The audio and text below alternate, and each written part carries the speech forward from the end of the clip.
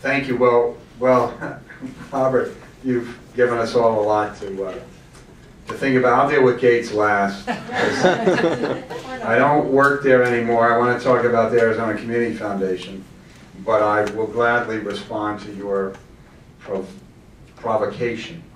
I'm going to build on what Robert and Jerry and Clint said. Maybe I'll take it in a little different way and talk about it from two ways. So I'm actually rather happy. I'm done with it. No, that was my big challenge. But I'm happy because I think in philanthropy we get the luxury of being really optimistic about changing the world.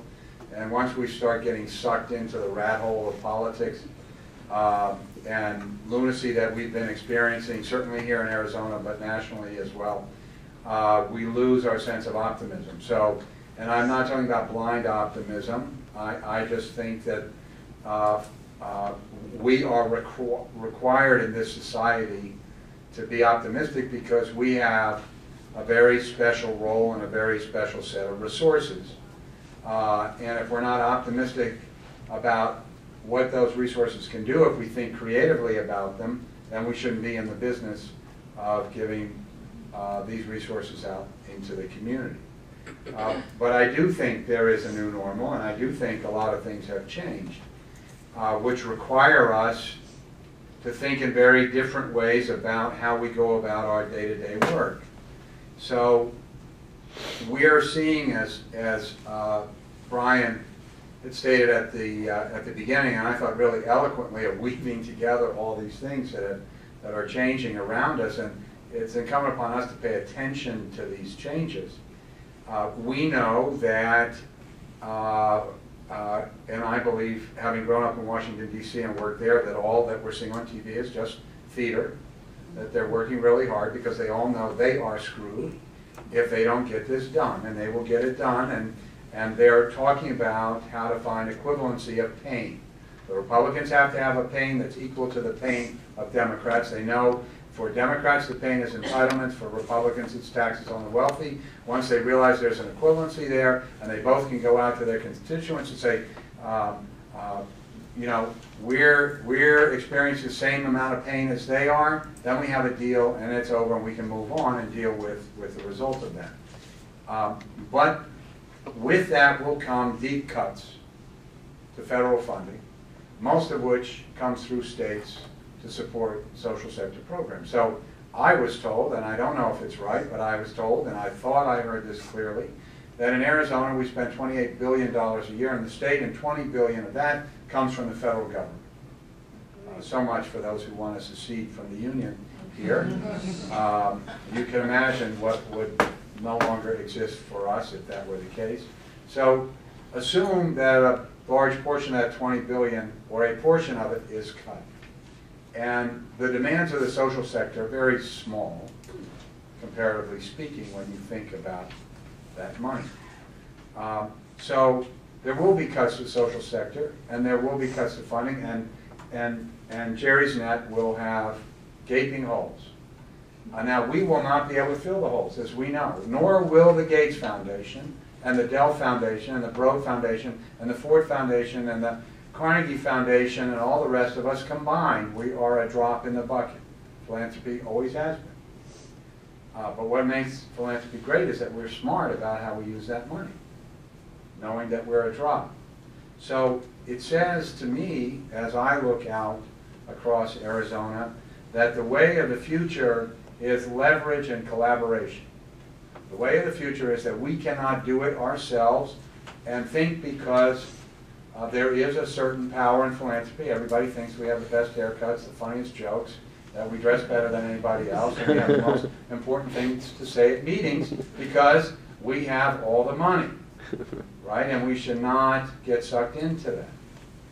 And often in philanthropy we do. My biggest job at Gates was convincing my smart young staff that they were not as smart as everybody is telling them, and they don't look as good as everybody. They certainly weren't nearly as funny, and their jokes were actually all formation. Shut up and listen when they leave Seattle.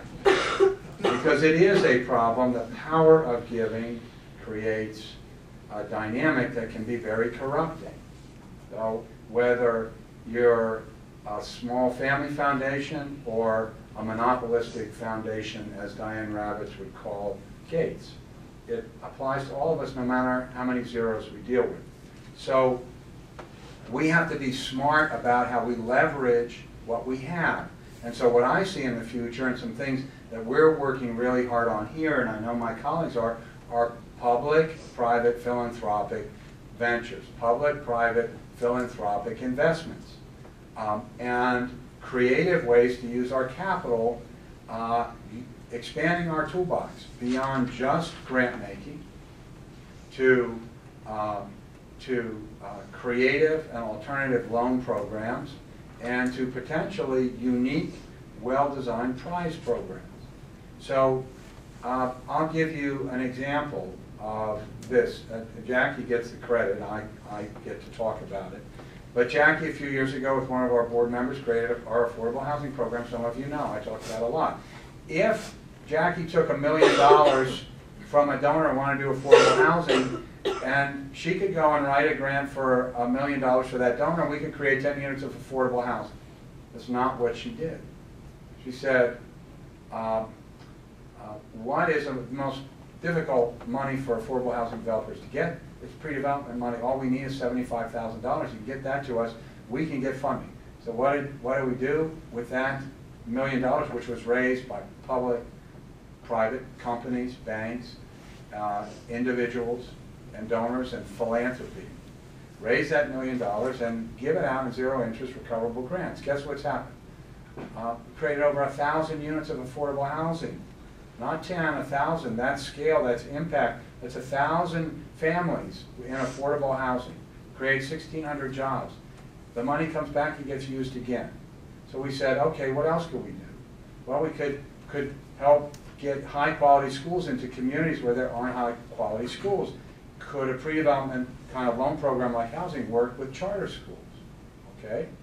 We formed a partnership with a public agency, the Phoenix Industrial Development Authority.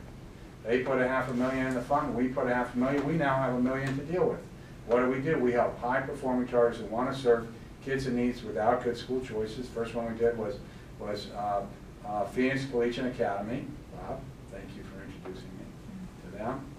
And we gave them a $250,000 loan. They've already paid it back, and they got a $7 million bond to create a high school in South Phoenix. Highest performing charter in the city. Well, that money comes back, we use it for the next one.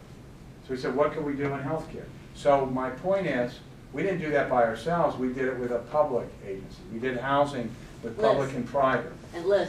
And Liz, Teresa, you're back there. She's our partner. That's the collaboration. I think that's the model of the future, not just the loans, but all of us putting our capital together. And so these kinds of ventures we have to be leading on, because the public sector is not used to us working with them that way, generally speaking. So Steve, I'm going to have to ask you to hold off on the Gates conversation. Okay, I will. But this is thank you very